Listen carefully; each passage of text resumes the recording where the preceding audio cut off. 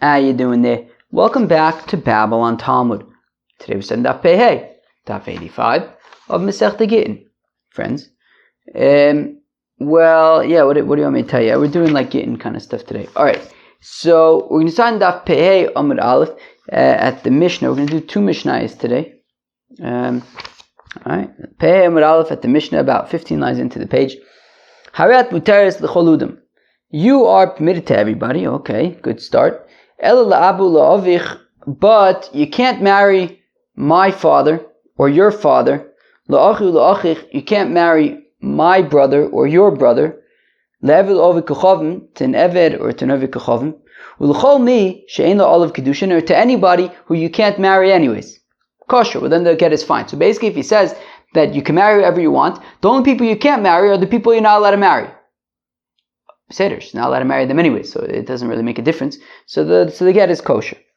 But if he says that you could marry whoever you want, except Ela Amana the Kohen Gadol, but you can't marry, for example, Amana to a Kohen Gadol. Okay. Gushav Achlutzu the Kohen Egypt. Okay. Mamzer Sunusina li Yisrael. Bas Yisrael nosun mamzer l'nosun. Right, these are all examples of people that she's not allowed to marry, right? For example, Amon the Kohen Gadol, that's a problematic kiddush, that's a problematic marriage, right? It's a lav, it's osur. But technically speaking, I think it would be Akiva argues, right? But technically speaking, kiddushin is chal. And therefore, even though it's an aveira, technically speaking, there is kiddushin with these people, and if he says that you can marry whoever you want except for these people, he's essentially limiting her kiddushin, her ability to have kiddushin, because kiddushin is technically chal with these people, even though it's asur. So therefore, if he says that you can marry whoever you want except for these people who she technically can marry, even though it's an avera, well then it's a puzzle get. Says the Gemara. So the ratio, when it says, what does it say? It says, and anybody who kiddushin is not chal, so that includes any other chayve kresus that were not listed there. Okay.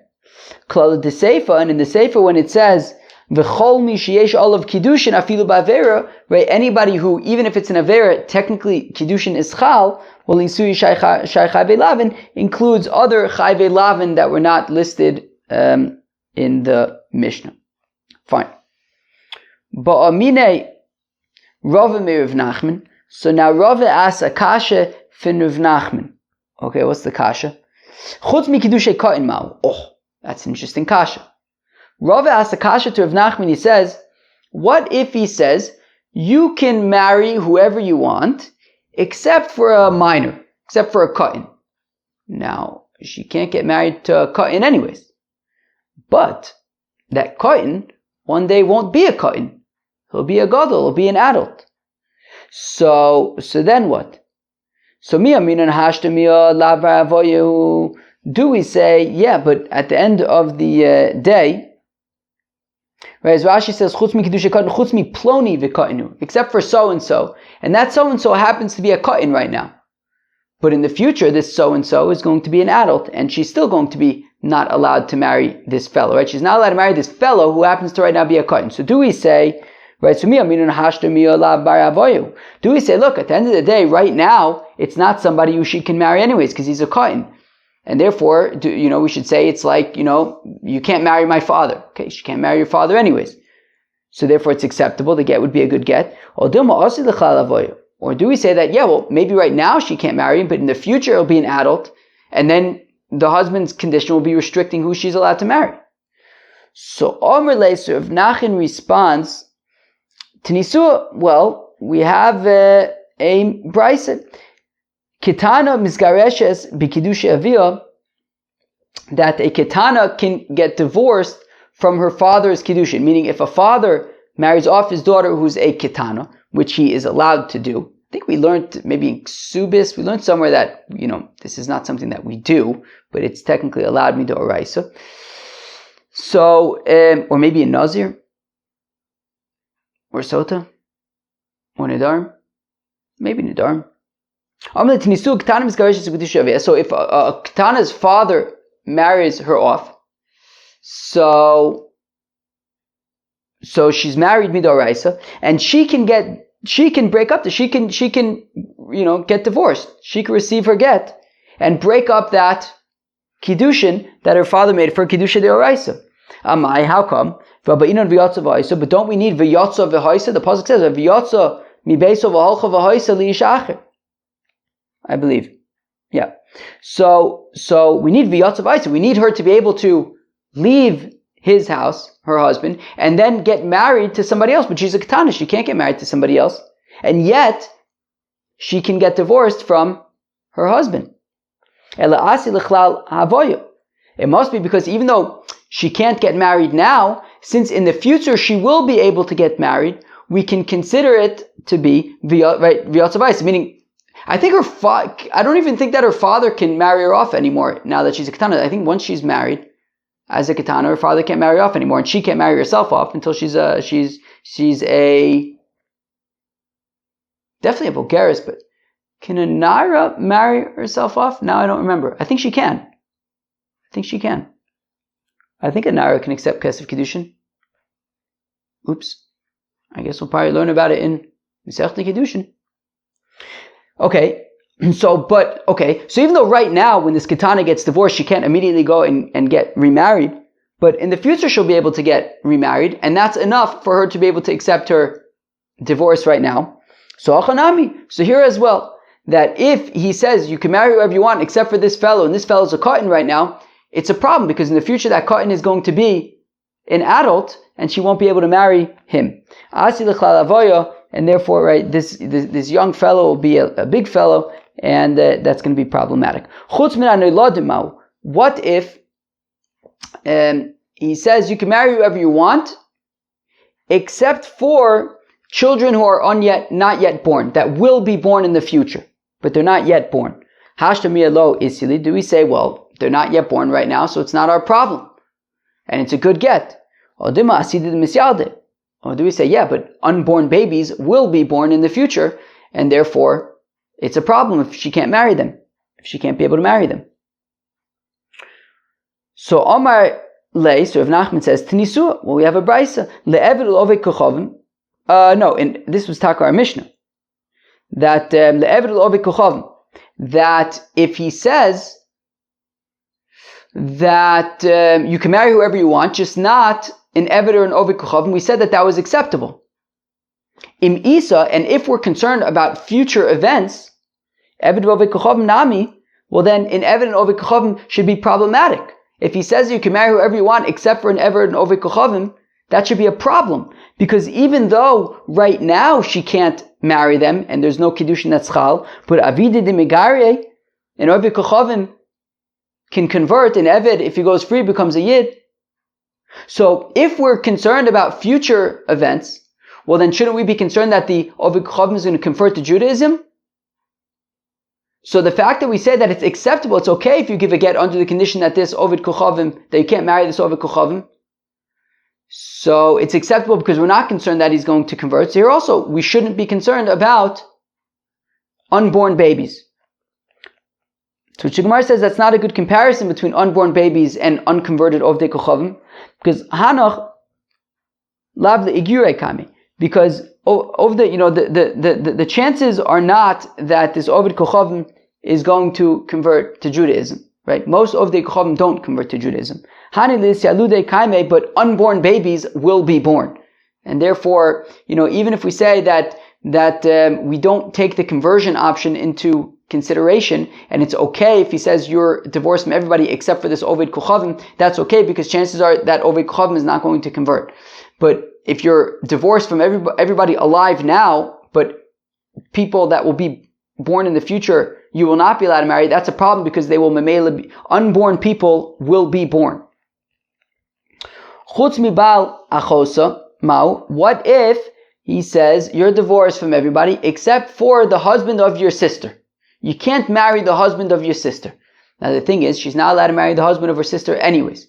If she gets divorced, she still can't marry him. If she dies, so then she can marry him. So ma hashtamia lo chazile. So do we say, yeah, but since right now she can't marry her sister's husband, so therefore it's an acceptable get? Or do we say, yes, but even though right now her brother-in-law is not shaykh, but if her sister dies, then she will be able to marry her brother-in-law, and then this condition will be restrictive. So Omar Leit Nisus, Rav Nachman answers, we have in our Mishnah it says le'eved ovid kechavim, that we say that if he says you can get married to everyone except for an eved and ovid kechavim, it's a problem. No, it's not a problem. It's okay, and we're not concerned about future events. So here also we should not be concerned about future events that maybe your sister is going to die. So to which the Gemara says, "Eved v'oved kechavim nami avide." Oh wait, what am I doing?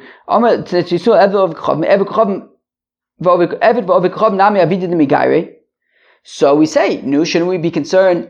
Well, we don't seem to be considering the fact that an Eved and Ovdei Kechavim in the future can become Yidden. So here also we should not consider the fact that her sister might die. To which the Gemara answers, Gerus lo shchicha misa shchicha. Converting is not a very common thing. Death is a very common thing. That you ever been to Wellwood? It's a big place. Okay. Chutz miznosaich. If he says to his wife, look, you're divorced, you can marry whoever you want. You cannot have an unmarried bia with whoever you want. You can't have unmarried bia. You can get married. Get married to whoever you want. So he's not restricting her in any sense with regard to who she can marry. He is restricting her with regard to who she can have bia without getting married. So what's halacha? Bin yisuin halo shir. Do we say it's a good get because, he's not restricting her in any way when it comes to marriage? O dilma shir bebia. Or do we say that, yeah, but he is restricting her in terms of who she can have bia with? So Amalei Tinisua, so Rav Nachman says, well, we learn in our Mishnah, la'abu la'avich. If he says to her that you're permitted to whoever you want, except for my father and your father, we say that that's okay. Uvemai. And what are we talking about? Ilim and benisuin. If we're talking about with marriage, that you're just not allowed to marry my father or your father. I mean, she can't marry her father or his father. It's not shaykh, so we don't have to teach that. Obviously, that's not relevant. Elalab biznus. What it's saying is that even if he's restricting her from sleeping with his father or her father, biznus, not with the intention of getting married. And dafka by his father and her father, it's an acceptable get. But to somebody else, if he restricts znus from anybody else, then that would be a problem. To which the Gemara says, not necessarily dilma b'nisuin. Maybe it is talking about in the Mishnah that he's saying you can marry whoever you want, you just can't marry my father or your father. The Avra v'insiv, that even though, it's an Aveira, and it's a Chiyuv Kares, maybe they intended to get married anyways, and we're saying that wouldn't be a problem with the get. Okay? Chutz mishalo kedarka mao. What if he says to her, you are free, you can marry whoever you want, you can sleep with whoever you want, just not shalo kedarka. You can't have anal bia. That's where he's asserting his control. He's limiting shalo kedarka. Mao bichdarka halo shir. In terms of kedarka, he's not restricting anything. Odilma mishkevei isha ksiv. Or do we say, well, the pasuk is mishkevei isha. The pasuk compares both kedarka and shalo kedarka. And if he's restricting her in any way, then it's considered a restriction. Now we're just going to list basically a bunch of questions. Right, so that was one question. We're going to list a whole bunch of questions, and we're going to end this next bit with ichveis nisht. Chutz me'afaras nidarayich mal. What if he says, you're divorced, you can marry whoever you want, but I retain control to be made for your nidarim, not your new husband. So b'nisuin alo shir. So on the one hand, he's not restricting her in any way in terms of who she could get remarried to. Odilma ishi kimenu v'ishi ferenu ksiv. Or maybe we say, look, part of marriage is that a husband needs to be able to be mefer, that a husband has the right to be mefer his wife's nidarim, and if her new husband can't do that, so then that means that he's asserting his control over her marriage. and that's a problematic, and will be a puzzle get. Chutz mi trumasayich ma. What if he says you can marry whoever you want, but if you marry a kohen, you won't be able to eat truma? Mao. Do we say, look, on the one hand, he's not restricting who she can marry whoever you want, kohen, non-kohen, whatever you want. O dilma, or perhaps kinyan kasbo ksiv. It says by a kohen that a kohen, his wife, his avodim, right, are allowed to eat truma. And if he's saying that she's not allowed to eat truma if she marries a kohen, then he's asserting control over that marriage, and that would be a problem. What if, right, normally a husband can inherit, if a wife dies, her husband inherits her. What if he says, I'm retaining the right of to inherit you? On the one hand, she can marry whoever she wants. Or perhaps the pasuk says that a husband inherits his wife, and if this new husband doesn't inherit her, then he's asserting control over their marriage. That's a problem. What if he says you can marry whoever you want, but as we're going to learn in the very first Mishnah of Masechta Kedushin, there are three ways to be mekadesh a woman: kesef, shtar, and bia. If he says, look, you can get remarried to whoever you want, bekesef, bebia, but not b'shtar. Do we say, okay, fine, so she can marry whoever she wants, bekesef, bebia, and that's okay, that's acceptable? Or do we say the pasuk says v'yotzav ha'isa? We compare it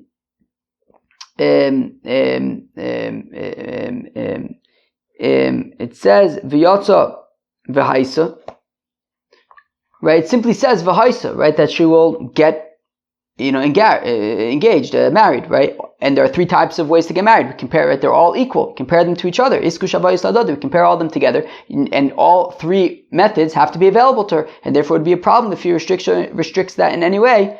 Teku, ich weiß nicht. Okay.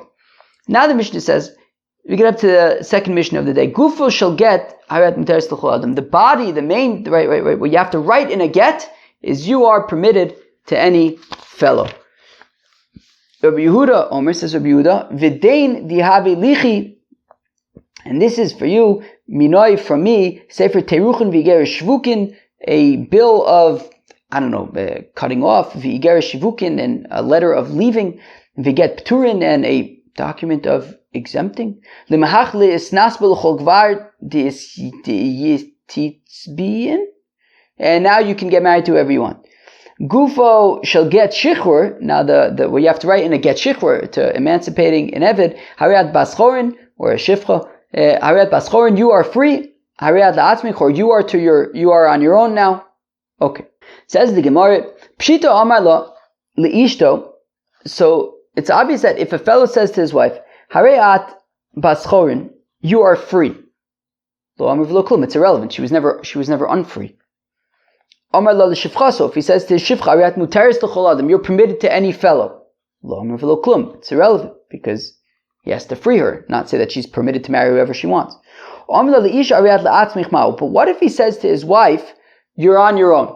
Right, now the Mishnah had said, right, Gufo shall get shichur Ariat, I'm reading from the Mishnah, Ariat beschorin Ariat la'atzmich. Right, the Mishnah had said that to emancipate a shifcha, you just say, Ariad la'atzmich, you're on your own. So what if he says to his wife, you're on your own? Ligamri ka'amila, is he saying you're entirely on your own, you're divorced? Or limlacha ka'amila, or maybe he's saying that you're on your own, you keep your own work, and you do your own work. It's not for me, and I guess you don't get mizonos, but he's not divorcing her. Amalei Ravina Ravashi says, Ravina to Ravashi Tashma Kaminir Ditna Milunin in our Mishnah. Gufo shall get shichur, Hariat baschorin, Hariat la'atzmich. We had said in our Mishnah that the content of an emancipation document is you are free, you are on your own. Uma avdo. So now if an eved, the kanile gufe, that the owner owns the person of the eved. And when he says you're on your own, kani gufe, the eved is now free. Isha de lo kani gufa, a wife where he doesn't own her person, they're married but he doesn't own her person. She doesn't, right? Her body doesn't. He doesn't own her body.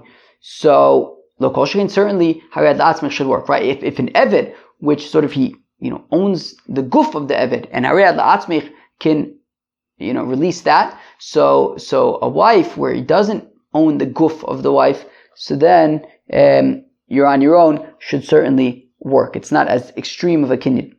Amalei Ravina Lavashi, says Ravina to Ravashi, Amalei la'avdo, if a fellow says to his eved, Ein li esek bach, I have nothing to do with you, I've got no business with you.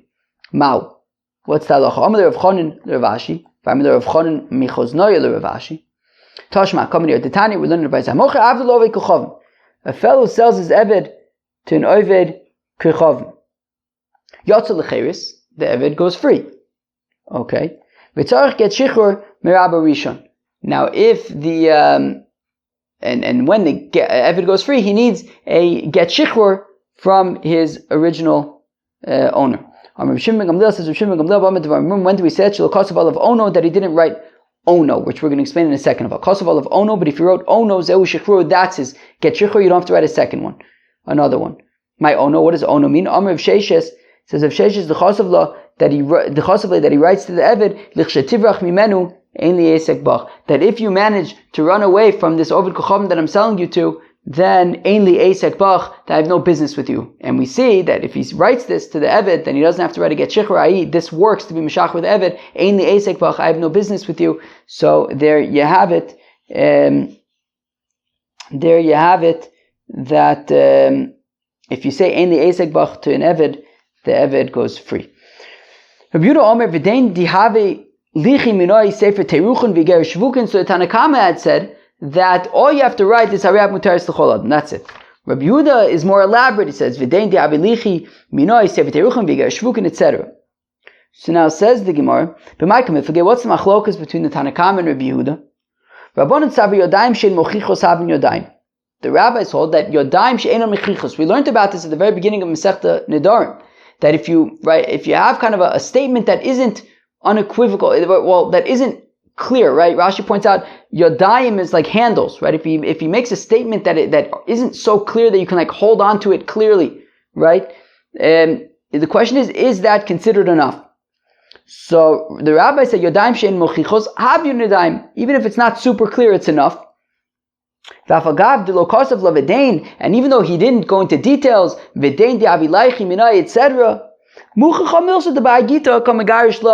the rabbis say it's enough. It's clear that just by saying we're having a document that says it's enough to make it. It's enough to be an indication that he's divorcing her with this document. Whereas Rabbi Yehuda holds that if it's not super clear, then it's not enough. And the reason why we can identify this document as a document of divorce is because he went into the detail of V'dein Avilaichi, etc. That it's clear that he's divorcing her with this document. But if he didn't go into all that detail, if he only wrote we'll say really he just divorced her by saying to her and this document is just so that, so that she has a proof of it. Meaning, if we only had this document that says, all in all, I might think that, okay, what is this? This is just, a receipt of sorts, right? Meaning, he's divorcing her and saying, that's the main divorce. This document that just says, he writes it down to her after the fact and says, here, look, this is from me, it's yours. If anybody asks, we're divorced, you could show them this document. But the main thing, Rabbi Yehuda would argue, is if it only said, you would think that it's not the document that's divorcing her, but it was verbal. And therefore, you have to go into detail to make it sure, to make it clear that no, it's this document that is creating the divorce. Friends, I'm going to pull out over here my handy dandy Art Scroll Gemara for this next section. I just didn't want to memorize all the things. Okay, the Gemara discusses various details of the writing of the get. Okay, Amar Abaye said, Haman dechos of Gita, one who writes a get, lo lichto v'dein, should not write v'dein, and this is with a yud, the mashma v'din, for it is liable to be understood as v'din, and the law is, rather than this is, meaning that the husband is divorcing his wife only because that is the law. I don't really know what that means so much. Ela v'dein, rather you should write v'dein without a yud, which leaves no room for error. It means this. Okay. V'lo lichtov igeris, and one should not write igeris, a letter of with a yud, Timashma igras, for it is more likely to be understood as igras from the word meaning roof. You might think that he's giving her a roof. Okay? Ele igeris, rather you should write igeris without a yud, which cannot be misunderstood. V'lo lichtov limhach, and one should not write limhach to go with a yud, Timashma li mehach, for it is liable to be understood as two words. Li mehach, to me from this, i.e., you will be a wife to me from the giving of this document and onward. I guess you would think that he's marrying her with this document. Okay, v'lo lichtov limchach, and one should be careful not to write the hey in limchach closed on its left side so that it would be read as a ches and form limchach, demashma kichucha, for it is liable to be understood as meaning that the get is being given as a joke. Okay, good one. The tehevyon di'itzbiin, and the words ditihevyon and di'itzbiin, tlasa yudin, should each be written with 3 yuds before the final nun. Demashma tehevyon v'sitzvion, for they are then understood to mean you be permitted and you will want. V'lorche levav de teruchin ulevav de shvukin, and one should lengthen the vav in teruchin, banishment, and the vav in shvukin, release. Demashma trichin ushvikin, for if the vavs are not lengthened, they may appear as yuds, and the words are then liable to be understood as trichin and shvikin, meaning banished women and abandoned women. V'lorche levav dichdu, and one should lengthen the vav of kidu now, timashma uchdi, for if it is not lengthened, it may be read as a yud, and the word is then liable to be understood as kidi, with nothing, indicating that the get is not being utilized as the instrument of divorce. Oh, instrument, I think, is actually the word I was thinking of before. An instrument of divorce. That's a good word. And one should not write li'isnasba to become wed with an aleph following the lamed, demashma lo yisnasba, for it is liable to be understood as 2 words, lo yisnasba, she may not become wed, indicating that she may not remarry. Lehisnasba, rather you should write li'isnasba with a hey, which cannot be understood in this manner. Okay, friends, we are going to get back to I'm going to put down the art scroll. Just for now, the truth is I'm going to take it out again in another few minutes, but for the next few minutes, I'm back to explaining things in my own words and my own style. Which style do you like better? Do you like my style or the art scroll style? Should I always just read from the art scroll? Probably not. Probably not, right? Look, if you want me to just read from the art scroll, let me know. Maybe I could find somebody to do that for you. But in the meantime, I feel like probably 99% of the time I explain it in my own words and in my own style. So I'll continue to do that. If anybody has any complaints, interesting. What if people have complaints? What do they do? If people have complaints at Babylon Tom, what do they do? Thank God I don't really get too many complaints. That's good. I mean, feedback is good too. All right, let's go further. Okay, fine. They asked the kasha, but inun v'dein or lo ba'inun v'dein. Do we have to? Okay, nu is it like Rabbi Yehuda or the Tanna Kama? Do we have to write this like v'dein tihavi lechi etc. or not? Tashma kamina de askin Rave begite, that Rave says that in the Gittin you have to write eich planya bar planya, so and so the son of so and so, potter v'tarich yas plonisa inse, is divorcing his wife so-and-so, Dahavas Insim in Kodamdina, who was his wife up until now.